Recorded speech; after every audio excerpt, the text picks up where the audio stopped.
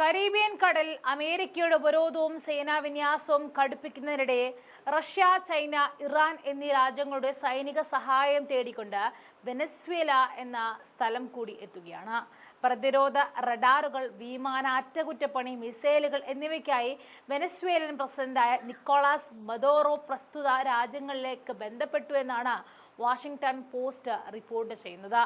Russian president Vladimir പുടിനോടും Chinese president Xi ജിൻപിങ്ങിനോടും കത്തിലൂടെ അഭ്യർത്ഥനകൾ നടത്തിയ മദൂറോ ചൈനീസ് കമ്പനികളുടെ റഡാർ കണ്ടെത്തൽ സംവിധാനങ്ങളുടെ ഉൽപാദനം വേഗത്തിലാക്കാൻ ചൈനീസ് സർക്കാരിനോട് ആവശ്യപ്പെടുക കൂടി ചെയ്തിട്ടുണ്ട്. വെനസ്വേലയുടെ ദേശീയ പരമാധികാരത്തെ വെല്ലുവിളിക്കുന്ന ഭീഷണി എവിടെ നിന്ന് വന്നാലും അവയെ മറികടക്കാൻ സഹായിക്കുമെന്നാണ് സഹായ അഭ്യർത്ഥനയോട് റഷ്യൻ വിദേശകാര്യ മന്ത്രാലയ വക്താവായ മരിയ സഖോരോവ പ്രതികരിച്ചത്.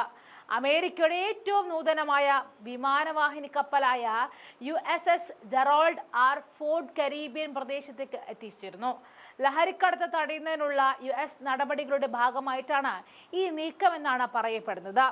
നിലവിൽ മെഡിറ്ററേനിയൻ കടലിലാണ് കപ്പലുള്ളത്. താമസിയാതെ കപ്പൽ ലാറ്റിൻ അമേരിക്കൻ തീരത്തേക്ക് നീങ്ങും. ഈ വിന്യാസത്തോടെ കരീബിയൻ മേഖലയിലെ US സൈനിക സാന്നിധ്യം വർദ്ധിപ്പിച്ചു.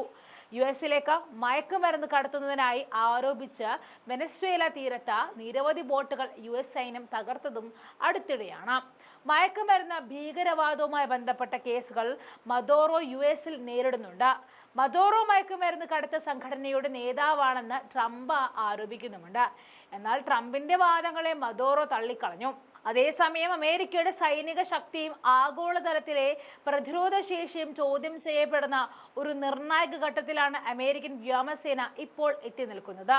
പ്രസിഡന്റ് ഡൊണാൾഡ് ട്രംപിന്റെ ഇന്ററിയം നാഷണൽ ഡിഫൻസ് സ്ട്രാറ്റജിക് ഗൈഡൻസ് പ്രകാരം രാജ്യം ആവശ്യപ്പെടുന്നത്ര വിമാനങ്ങൾ കൈവശം വയ്ക്കാൻ അമേരിക്കൻ എയർഫോഴ്സ് ആയ USAF-ന് സാധിക്കുന്നില്ല.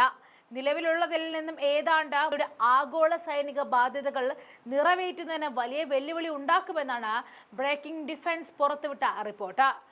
അമേരിക്കയ്ക്ക് നിലവിൽ ആവശ്യമുള്ള യുദ്ധവിമാനങ്ങളും ഇപ്പോൾ ലഭ്യമായ യുദ്ധവിമാനങ്ങളും തമ്മിലുള്ള അന്തരം വളരെ വലുതാണ്.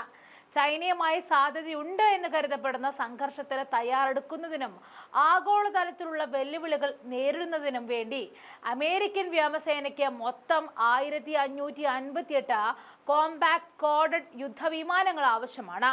എന്നാൽ 2026ഓടെ സേവനത്തിലുണ്ടാകുമെന്ന് പ്രതീക്ഷിക്കുന്നത് ഏകദേശം 1271 യുദ്ധവിമാനങ്ങൾ മാത്രമാണ്. അതായത് ലക്ഷ്യവും യാഥാർത്ഥ്യവും തമ്മിൽ 287 വിമാനങ്ങളുടെ വലിയൊരു അന്തരമാണ് നിലനിൽക്കുന്നത്.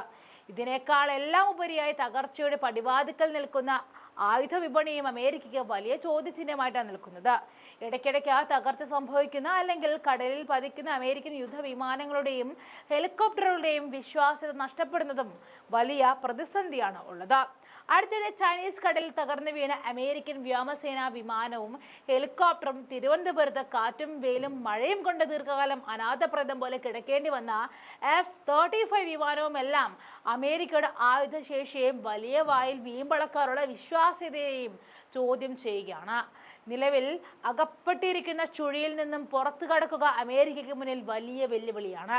അമേരിക്ക ഇപ്പോൾ യുദ്ധവിമാനങ്ങളുടെ ശേഷി വർദ്ധിപ്പിക്കാനുള്ള ലക്ഷ്യത്തിലേക്ക് എത്താൻ ഇത്ര കണ്ട് വിയർക്കുന്നതിന് അടിസ്ഥാന കാരണം ചൈന കൂടിയാണ്. തങ്ങളുടെ പ്രാഥമിക തന്ത്രമായ എതിരാളിയെ കണക്കാക്കുന്ന ചൈനയുമായി ഒരു സംഘർഷമുണ്ടായാൽ അമേരിക്കയുടെ സൈനിക സന്നദ്ധ ഉറപ്പാക്കുക എന്നതാണ് ട്രംപിന്റെ ഐഡിയയുടെ കാതൽ.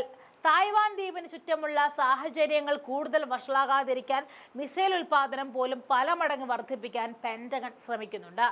എന്നാൽ തായ്വാൻ ആയുധം നൽകുന്ന അമേരിക്കയുടെ നടപടികളെ ചൈന ശക്തമായി വിമർശിക്കുകയും തങ്ങൾ സൈനികമായ പ്രകോപനം സൃഷ്ടിക്കില്ല എന്ന് ആവർത്തിച്ച് പറയുക കൂടി ചെയ്യുന്നു.